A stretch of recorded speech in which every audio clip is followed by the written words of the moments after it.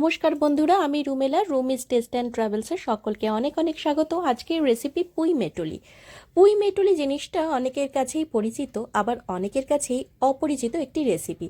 যাই হোক, পুঁই শাকের মঞ্জুরিকেই পুঁই মেটুলি বলা হয়, আর এটা দুর্দান্ত একটা রেসিপি। তাই চটজলদি শুরু করা যাক আজকের ভিডিওটা, দেরি না করে। পুঁই মেটুলি নিয়ে নিয়েছি, একটু ছোট্ট ছোট্ট করে কেটে শক্ত অংশগুলো কেটে বাদ দিয়ে দিয়েছি। আর সবজির মধ্যে নিয়েছি বেগুন, শিম আর আলু।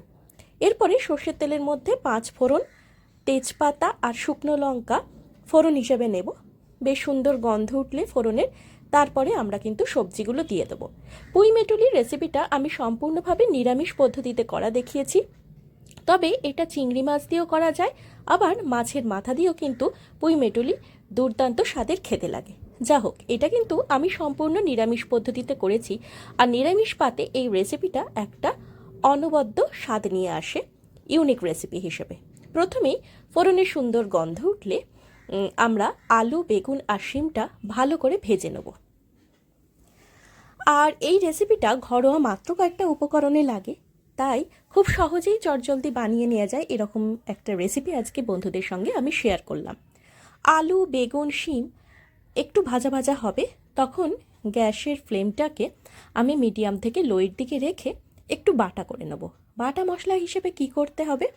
বাটা মশলা হিসাবে সর্ষে আর পোস্ত, আর অ্যাজ ইউজুয়াল অন্যান্য রেসিপিতে যা মশলা আমি দিয়ে থাকি সেটাই এখানে ব্যবহার করেছি।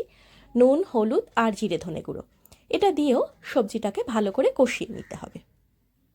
আর এই সবজিটা যতক্ষণে কষবে, একটু সেদ্ধ সেদ্ধ হবে, ততক্ষণে কিন্তু আপনি বাটা মশলাটা ইজি করে নিতে পারবেন। আর যেহেতু আমি এখন কলকাতায় রয়েছি আমার শ্বশুরবাড়িতে, সেই জন্য বাটা মশলার ক্ষেত্রে আমি শিলনোড়াটাই ব্যবহার করেছি। না হলে আমি সাধারণতভাবে মিক্সিই ব্যবহার করে থাকি। আসলে কলকাতার বাইরে শিলনোড়া আমরা তো একেবারে মুভ করতে থাকি একটা স্টেটস থেকে আরেকটা স্টেটসে, সেই জন্য শিলনোড়াটা নিয়ে যাওয়া খুবই অসুবিধা হয়, আর সেটা ক্যারি করাও যায় না। আপনারা সবাই জানেন, যারা এরকমভাবে মুভিং পারসন হয়ে থাকেন, যাদের জব এখান থেকে ওখান, ওখান থেকে সেখান হয়, সারা ভারতবর্ষ ঘুরে বেড়াতে হয় কিংবা ভারতের বাইরে, তাদের পক্ষে রান্না যতই মনে হোক না কেন যে শিলনোড়ায় বাটলে স্বাদটা একটা অন্যরকম হয়, আলাদা স্বাদ হয়, কিন্তু আমরা কোনোভাবেই শিলনোড়াটাকে ক্যারি করতে পারি না, খুব অসুবিধা হয়। সবজিগুলো যখন একটু ভাজা ভাজা হয়ে যাবে, তখন কিন্তু আমরা পুঁই মেটুলিগুলো দিয়ে দেবো, যেগুলো আমরা ছোট ছোট করে কেটেছি। আচ্ছা, এইখানে আর একটা কথা বলে রাখি, পুঁই মেটুলি রান্নাটায় যে মঞ্জুরিগুলো, সেগুলো কিন্তু একটু কচকচি ব্যাপার থাকে, তাই যারা এই সবজির কচকচিনেসটা ভালোবাসেন তাদের কিন্তু এই রেসিপিটা দুর্দান্ত স্বাদের লাগবে।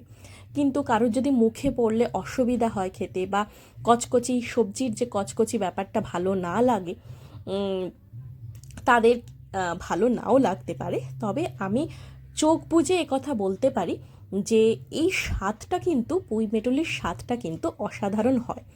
তাই খুব একটা যে না খেয়ে উঠে যাবেন এরকমটা কিন্তু আশা করি হবে না। আর আমি এর মধ্যে আলাদা করে কিন্তু কাঁচা লঙ্কা দিইনি, শুকনো লঙ্কা দিয়েই করেছি। আর বাড়িতে কারা কারা পুঁই মেটুলি অলরেডি রেসিপি করেছেন অবশ্যই আমাকে কমেন্ট বক্সে লিখে থাকবেন, আর যারা করেননি তারাও কিন্তু জানাবেন। দেখতেই পাচ্ছেন শিলনোড়ায় আমি রাই সর্ষে নিয়ে নিয়েছি, মানে সাদা সর্ষেটা নিয়েছি, কালো সর্ষে নিইনি। তবে কালো সর্ষেও আপনারা ব্যবহার করতে পারেন, সেক্ষেত্রে স্বাদের কোনো অসুবিধা হবে না। কালো বা রাই সর্ষে বা সাদা সর্ষে যেটাকে বলে, সেটা দিয়েও করা যাবে। পোস্ত আর সর্ষেটা দিলে কিন্তু স্বাদটা অনবদ্য হয়। যে কোনো নিরামিষ রান্নায় দেখবেন ঘি, গরম মশলা কিংবা পোস্ত বাটা, সর্ষে বাটা এগুলো দিলে একটু স্বাদটা অন্যরকম হয়। অনেকের তো নিরামিষ একেবারে মুখেই দিতে চায় না, তাই নিরামিষের মধ্যে যদি এই বাটা ঘষা একটু দেয়া যায় তাহলে কিন্তু স্বাদটা অন্যরকম হয়। যেমন লাউ শাক খেতে কিন্তু আমার ভীষণ ভালো লাগে, আর লাউ শাক যদি পোস্ত বাটা দিয়ে করা যায় তাহলে অসাধারণ লাগে। আচ্ছা, এই রেসিপিটায় পুঁই মেটুলিতে আমি কিন্তু বড়ির ব্যবহার করিনি, বড়ি ছাড়াই আপনাদের রেসিপিটা করে দেখিয়েছি, কিন্তু আপনারা যদি মনে করেন এর মধ্যে অবশ্যই বড়ি দিতে পারেন। যারা এখন বাটা মশলা বা শিলনোড়ায় রান্নার স্বাদটা করেননি তারা সত্যিই জানেন না যে শিলনোড়ায় বেটে রান্না করলে রান্নার স্বাদ কতটা খোলতাই হয়। আমাদের জীবিকার পেছনে দৌড়ানোর জন্য কিংবা সময়ের অভাবে হয়তো সেভাবে করা হয়ে ওঠে না সব সময়, কিন্তু সত্যি শিলনোড়ায় করলে রান্নার একটা আলাদা স্বাদ হয়। সে আপনি ছোট্ট একটুখানি আদাই বেটে দিন বা কাঁচা লঙ্কা বেটে দিন বা অন্য কিছু ছোটোখাটো জিনিস, বা ভর্তা করার সময়, স্পেশালি ভর্তা করার সময় শিলনোড়ায় বেটে রান্না অসাধারণ লাগে। আমার তো ভীষণ ভালো লাগে। আপনাদের কেমন লাগে অবশ্যই কিন্তু কমেন্ট বক্সে জানাবেন। দেখতেই পাচ্ছেন শিলনোড়ায় বাটাটা প্রায় হয়েই গেছে আমার, আর এখানেও সবজিটাও মোটামুটি প্রায় সেদ্ধ হয়ে এসেছে। এই সময় আমি একটুখানি জল দিয়ে দেবো বাকি সেদ্ধ করার জন্য, আর যে বাটা মশলাটা অলরেডি আমি করেছি সর্ষে পোস্ত বাটা, সেটা এর মধ্যে মিশিয়ে ভালো করে কষিয়ে নেব। আর অল্প একটু জলের মাধ্যমে তো সেদ্ধটা হয়েই যাচ্ছে, ব্যাস সেদ্ধ হয়ে গেলেই আমরা নেবে যাব। আমি অল্প একটু জল রেখেছি, একেবারে শুকনো করে ফেলিনি। শুকনো একেবারে শুকিয়েও নেওয়া যায়, চচ্চড়ি মতন আর কি, কিন্তু অল্প একটু, আমার বাড়িতে মানে আমার হাজব্যান্ড একটু ঝোল ঝোল মতন পছন্দ করেন, সেই জন্য অল্প একটু ঝোল লাস্টে রেখেছি। কেউ আবার অল্প একটু ঝোল দেখে বলবে না যে হ্যাঁ পুঁই মেটুলি তো একেবারে গায়ে গায়ে চচ্চড়ি হয়। হ্যাঁ অবশ্যই হয়, কিন্তু ব্যাপারটা হচ্ছে কি, আপনারা যখন রান্না করেন বাড়ির মানুষের ফরমাইশটাই তো আগে না, যে খাবে সে কীরকম খেতে চাইছে এটা একটা কিন্তু লাস্টে ভীষণভাবে ডিপেন্ড করে। মানে আমরা তো নিজেরা রান্না করি নিজেরা খাবার জন্য নয়, খেয়ে যখন অন্য কেউ ভালো বলবে বা অন্য ভালো বলার থেকে হচ্ছে অন্যের মুখে হাসি ফুটবে, অনেকে প্রশংসা করে প্রকাশ করে না কিন্তু মনে মনে খাবারটা খেয়ে ভালো লাগে, অনেক এরকম চুপচাপ মানুষও থাকতে পারে। তো সেই কারণে আমি একটু জাস্ট ফুটিয়ে নিয়েছি, আপনারা ভিডিওটা দেখলেই বুঝতে পারবেন কতটা জল রেখেছি আর কতটা শুকিয়েছি। তো সেই রকম রেখে আপনারা করতে পারেন, বা পুরোপুরি জলটা অ্যাবজর্ব করে যাবে যখন, তখনও কিন্তু নামিয়ে নিতে পারেন। তাহলে বন্ধুরা আজকের ভিডিওটা কেমন লাগলো আমাকে অবশ্যই জানাবেন।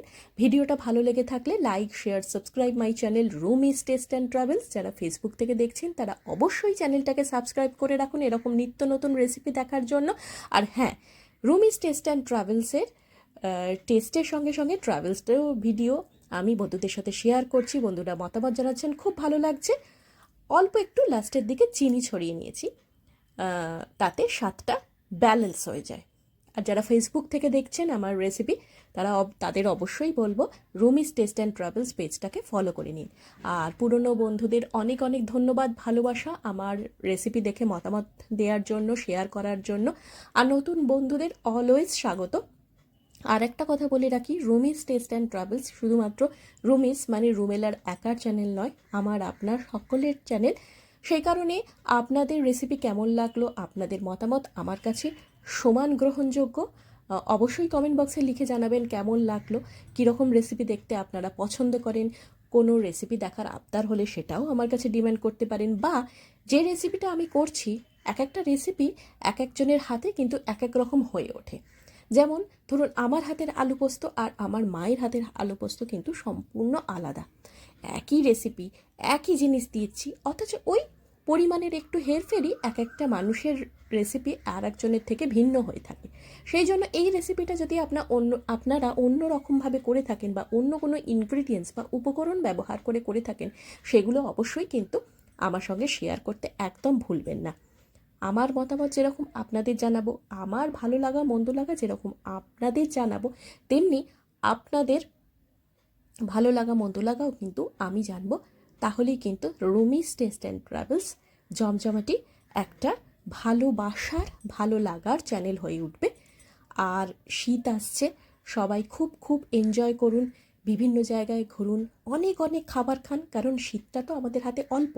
আর সকলে ভালো থাকুন, সুস্থ থাকুন, ভুরিভোজ জারি রাখুন।